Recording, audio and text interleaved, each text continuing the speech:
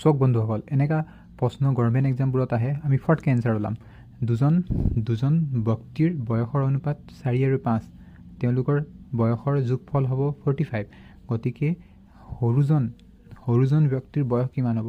গতিকে আমি বুজি ল'ম প্ৰথমে দুজন ব্যক্তিৰ বয়সৰ অনুপাত ৰেচিঅ' হ'ব 4:5 আৰু এই দুজনৰ ব্যক্তিৰ বয়সৰ যোগ কৰিলে 45 ওলায় গতিকে আমি বয়সটো একজেক্ট বয়সটো দুজনৰ দিয়া নাই অনুপাতে দিয়া আছে গতিকে আমি সিহঁতক এক্স এটা সংযোগ কৰি মানি ল'ম ইয়াত 4ৰ লগত এটা এক্স আৰু 5ৰ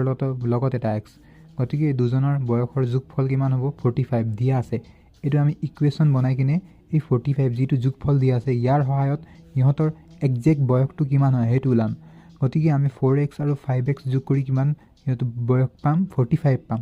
গতিকে 45 মানে 4x আৰু 5x কিমান হ'ব 9x গতিকে যোগফলটো 45টো দিয়াই আছে গতিকে 9য়ে 45ক কিমান বাৰ হৰণ যায়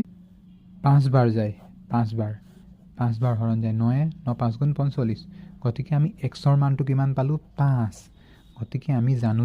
আমাক ওলাব দিছে য়ংগাৰ পাৰ্চনৰ এজ মানে সৰুজন ব্যক্তিৰ বয়স কিমান